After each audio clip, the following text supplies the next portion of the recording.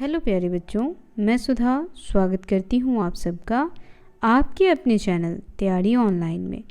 बच्चों, आज के इस वीडियो में हम कक्षा 9वीं के हिंदी पाठ्य पुस्तक स्पर्श भाग 1 का पाठ 4, जिसके लेखक हैं शरद जोशी। शरद जोशी द्वारा लिखित एक व्यंग्यात्मक रचना है जिसका नाम है तुम कब जाओगे अतिथि। और बच्चों, यह जो रचना है वह लेखक ने उन व्यक्तियों पर, उन अतिथियों पर किया है जो किसी के यहाँ मेहमान बनकर तो जाते हैं लेकिन महीनों भर उनके यहाँ रहते हैं। तो हम सब क्या मानते हैं कि अतिथि क्या होता है? देवता। अतिथि देवो भव कहते हैं। लेकिन इस पाठ में लेखक कहते हैं कि अतिथि देव नहीं बल्कि दानव है। अतिथि देव तभी तक होता है जब वह किसी के यहाँ एक दिन के लिए गया और दूसरे दिन अपने घर को वापस चला गया। लेकिन जो अतिथि महीनों महीनों किसी के यहाँ पड़े रहते हैं वह देवता ना होकर के क्या है? दानव। उन्हें लेखक ने दानव कहा है। तो देखिए, यहाँ पे प्रश्न दिए गए हैं कुछ, उन प्रश्नों को करते हैं। उससे पहले बच्चों, यदि आपने तुम कब जाओगे अतिथि पर बने हुए वीडियो को नहीं देखा है तो उस वीडियो को देखिए और इस व्यंग रचना को अच्छे से समझिए। चलिए देर न करते हुए निम्नलिखित प्रश्नों को देखते हैं। ध्यान रखिएगा बच्चों, ये जो प्रश्न आपके सामने दिख रहे हैं इसे केवल एक या दो पंक्ति में ही लिखना है इसका उत्तर, यानी आपको एक और दो पंक्तियों यानी एक और दो वाक्यों में ही इसके उत्तर देने हैं। पहला प्रश्न आपका है कि अतिथि कितने दिनों से लेखक के घर पर रह रहा है। तो हमने इस व्यंग रचना में क्या पढ़ा था? लेखक अपने मन में सोचते हैं कि मैं तुम्हारे सामने कई बार कैलेंडर क्या करता हूँ?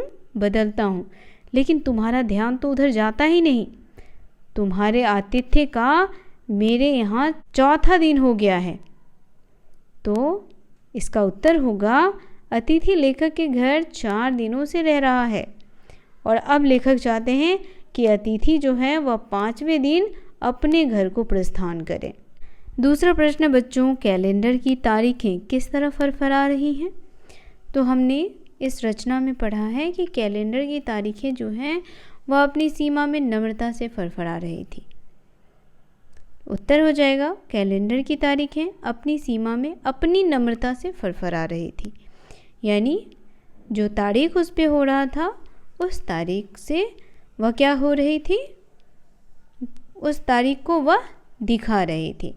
तो लेखक भी अपने मन में बार बार यही सोचते हैं कि कैलेंडर जो है वह दिन प्रतिदिन बदलता जा रहा है, लेकिन उनके यहाँ जो अतिथि आया हुआ है उसे यह कैलेंडर दिखता ही नहीं है। सोचते हैं कि शायद यह देखना ही नहीं चाहता है, क्योंकि वह ऐसा लगता है जैसे रहने ही आया हो। तीसरा प्रश्न बच्चों, पति पत्नी ने मेहमान का स्वागत कैसे किया? तो मान लीजिए कि कोई अतिथि हमारे यहाँ आता है, तो हम उस अतिथि का स्वागत कैसे करते हैं? बहुत ही अच्छी तरीके से करते हैं, उसका आदर सत्कार करते हैं और जितना संभव हो सके उसके लिए हम करते हैं।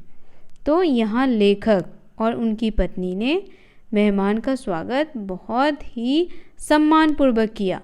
उन्हें सादर नमस्ते कहा और आत्मीय भाव के साथ उसका स्वागत किया। अतिथि के सम्मान में उन्होंने रात के भोजन को डिनर की गरिमा दी। अब जैसे रात में उनके यहाँ सिंपल साधारण भोजन बनता होगा, तो जब अतिथि घर में आया तो खाने में सभी चीज़ें थीं। साथ ही उन्होंने 2 सब्जियों के अतिरिक्त रायते तथा मीठे की भी व्यवस्था की थी। किसके लिए? अतिथि के लिए। चौथा प्रश्न देखिए बच्चों, दोपहर के भोजन को कौन सी गरिमा प्रदान की गई?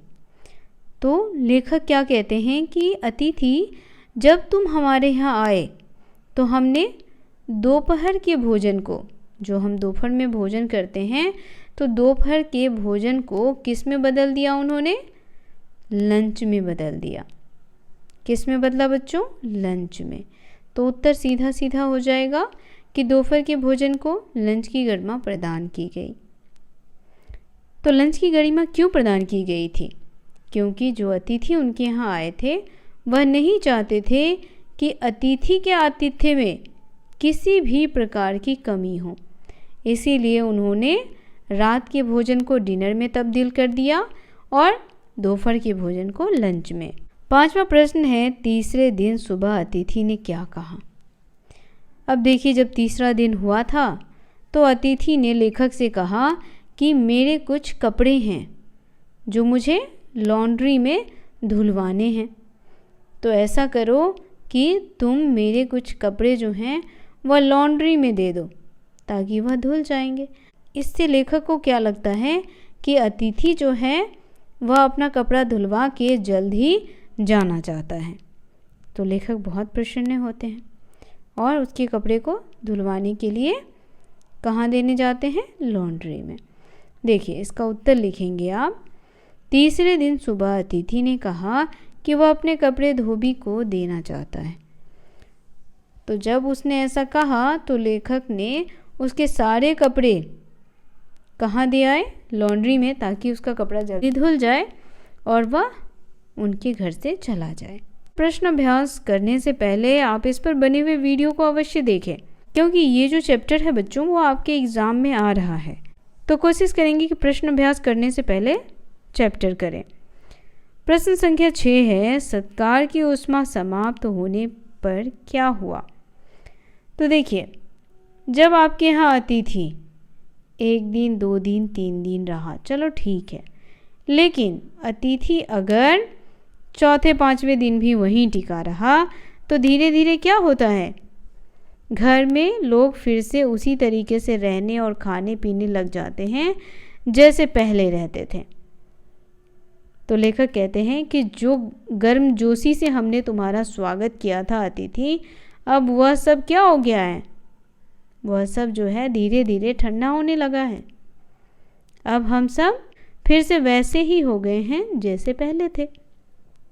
तुम आए, तुम्हारे लिए हमने इतना कुछ किया, हमने सोचा तुम सुबह आए हो और कल सुबह चले जाओगे, लेकिन तुम तो यहाँ अटक ही गए, तो फिर हमने वो सारी चीज़ें समाप्त कर दी। उत्तर हो जाएगा, सत्कार की ऊष्मा समाप्त होने पर लंच डिनर की जगह खिचड़ी बनने लगी थी। अब घर में खाने में सादगी आ गई थी। जब अतिथि पहले दिन आया तो बहुत सारी चीज़ें थी, चावल, दाल, पूरी, सब्जी, रायता, सलाद, मीठे में भी कुछ होता है, तो ये सारी चीज़ें थी। लेकिन अब भाई अतिथि भी 4-5 दिन रुक गया, तो अब फिर से जीवन कैसा हो गया, वही नॉर्मल तरीके से खिचड़ी बनने लगा, घर में सादा भोजन बनने लगा। अब अतिथि भी अतिथि नहीं रह गया, अब उसका भी कोई सम्मान नहीं रह गया है। और कहते हैं कि अब भी अतिथि नहीं जाता तो उपवास तक रखना पड़ सकता है। अगर कहता है कि अगर अब भी तुम नहीं गए मेरे घर से तो हमें क्या करना पड़ेगा, उपवास करना पड़ेगा। ठहाकों के गुब्बारों की जगह चुप्पी हो गई। अब इतना बात ही नहीं बचा है कि एक दूसरे से करे, सारी बातें खत्म हो गई। तो घर में कैसा माहौल हो गया है, बिल्कुल शांत, पहले की तरह। सौहार्द अब धीरे धीरे बोरियत में बदलने लगा। जो तुम्हारे प्रति लगाव था मेरा, वह धीरे धीरे खत्म होने लगा है। प्रश्न संख्या 7 है बच्चों, निम्नलिखित प्रश्नों के उत्तर जो है वो आपको 25 से 30 शब्दों में लिखना है। प्रश्न है, लेखक अतिथि को कैसी विदाई देना चाहता है। तो कैसी विदाई देना चाहते थे लेखक बच्चों? लेखक चाहते थे कि अतिथि उनके यहाँ आए और फिर दूसरे दिन उनके यहाँ से वह अपने घर को प्रस्थान करें। और जब वह अपने घर को जाएंगे तो जो हमारे लेखक हैं वह 100 परिवार उन्हें स्टेशन तक छोड़ने जाएंगे और बहुत ही सम्मानपूर्वक उनकी विदाई करेंगे। तो ये सारी बातें जो हैं वह लेखक के मन में चल रही थी कि हम ऐसा ऐसा करेंगे। उत्तर हो जाएगा, लेखक अतिथि को एक भावभीनी विदाई देना चाहता था। वह चाहता था कि जब अतिथि जाए तो पति पत्नी उसे स्टेशन तक छोड़ने जाए, उसे सम्मानजनक विदाई देना चाहते थे, परंतु उनकी यह मनोकामना पूर्ण नहीं हो पाई। उनकी मनोकामना कैसी रह गई? अधूरी। तो बच्चों कमेंट करके बताइए कि उनकी मनोकामना अधूरी कैसे रह गई। 8वां प्रश्न में बच्चों आपको व्याख्या करना है। पंक्ति दी गई है, अंदर ही अंदर कहीं मेरा बटुआ कांप गया। तो लेखक ने ऐसा क्यों कहा था कि अंदर ही अंदर मेरा बटुआ कांप गया। किसको देख कर के उनका बटुआ कांपा? तो उस अतिथि को जो उनके घर आया था, उसको देख कर के क्या हुआ? लेखक का बटुआ कांप गया। व्याख्या किस प्रकार करोगे? तो देखो, आपको लिखना है, जब लेखक ने अनचाहे अतिथि को आते देखा तो उसे महसूस हुआ कि खर्च बढ़ जाएगा। इसी को बटुआ कांपना कहते हैं। शहरों में किसी मेहमान का आना मासिक बजट पर दबाव डालता है, क्योंकि शहर में लोग बहुत ही सीधे तरीके से अपने जीवन को जीते हैं। अगर वहाँ कोई एक्स्ट्रा आदमी आ जाए तो लोगों को समस्या होती है। आगे है कि अतः मेहमान के आने से लेखक को महसूस होने लगा कि उस पर आर्थिक दबाव बढ़ने वाला है। अतः वह क्या हो गया? घबरा गया। 9वां प्रश्न है बच्चों, अतिथि सदैव देवता नहीं होता, वह मानव और थोड़े अंशों में राक्षस भी होता है या हो सकता है। तो लेखक ऐसा क्यों कहते हैं कि अतिथि सदैव देवता नहीं होता? अब लेखक जो हैं वह भुगत भोगी हैं, यानी वह इन सारी चीज़ों को भोग चुके हैं। तो उनको पता है कि जो अतिथि बिना बुलाए आता है वह कुछ दिनों रह करके अपने घर जाता है। और इसमें क्या होता है कि जो आतिथ्य करने वाला होता है वह बहुत ही परेशान हो जाता है।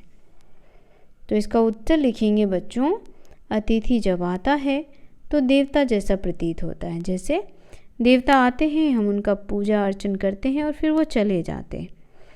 तो ऐसा ही प्रतीत होता है कब? जब अतिथि पहली बार हमारे घर आता है। अतिथि जब बहुत दिनों तक किसी के घर ठहर जाता है तो अतिथि देवो भव का मूल्य नग्न हो जाता है। तो जब अतिथि बहुत दिनों के लिए किसी घर में ठहरेगा तो फिर ऐसा ही होगा ना, मूल्य नग्न होना मतलब उसका कोई भी इज्जत सम्मान नहीं रह जाता है, उसकी कोई भी वैल्यू नहीं रह जाती। आने के एक दिन बाद